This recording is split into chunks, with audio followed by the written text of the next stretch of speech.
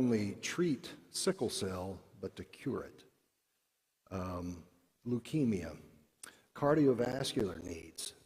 The technology that we are bringing in will allow us to, in real time, monitor blood flow in and out of the heart.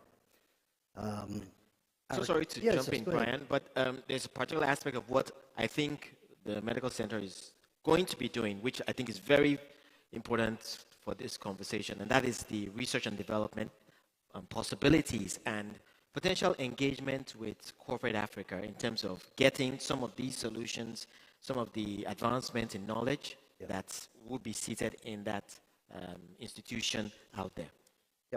Yeah. So to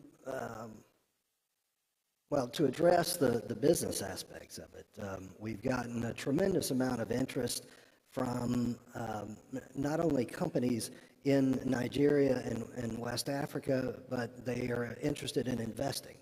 Some that you might not expect. NNPC, the Nigerian petroleum company, is set up to be one of our biggest investors. They're also set up to be one of our biggest sources of referrals.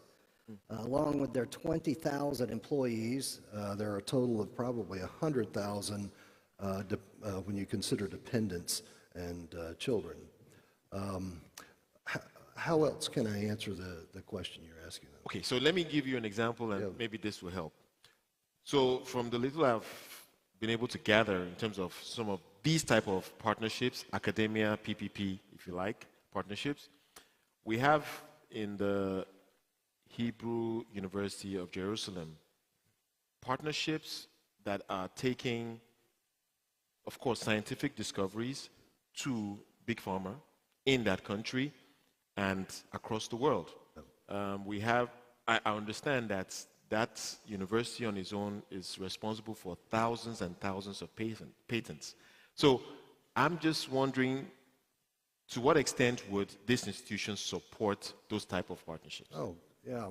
Well, we just had a meeting last night with some representatives from Johns Hopkins in the U.S. My team and I are in the process of introducing ourselves and meeting with the administrations of several of the major medical centers in the area throughout Nigeria, but also in West Africa. And that includes introductions to the universities that we will be collaborating with.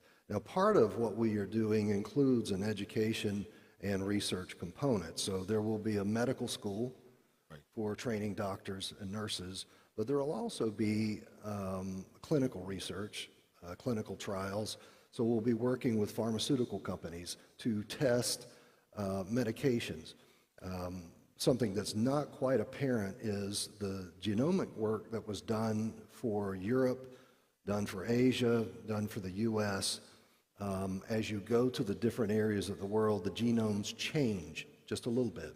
There's a lot of work to do here on the African continent. And so we will be able to work with the pharmaceutical companies to make those adjustments that allow medicines to be metabolized properly for the African people. Sounds quite exciting. Yeah. Okay, we just had someone else join us on the panel. The advisory board of New African Capital Partners. We apologize, Mr. Gomez. Thank you very much for joining us. Thank you very much. And we're great to hear your perspective on this topic. So maybe I'll allow you to share a few words and then we'll go deeper into this. Well, I don't know if I missed some of the part from... you didn't miss too much. My colleagues. We're essentially trying to see how we can leverage science and technology to drive greater trade on Africa. Yes, so I had a long discussion in the past on how should we try to be kind of more practical in terms of leveraging this knowledge. And how do we really map out where to focus on this partnership. Right. And I think that based on my experience, I think the key is how to map out some very key institution of excellence and create a network of those institutions of excellence and kind of focus on resources we could allocate to those institutions. There is a kind of an alphabet soup of institutions that we have now in the continent, wholly funded on many occasions. And I think that there is a time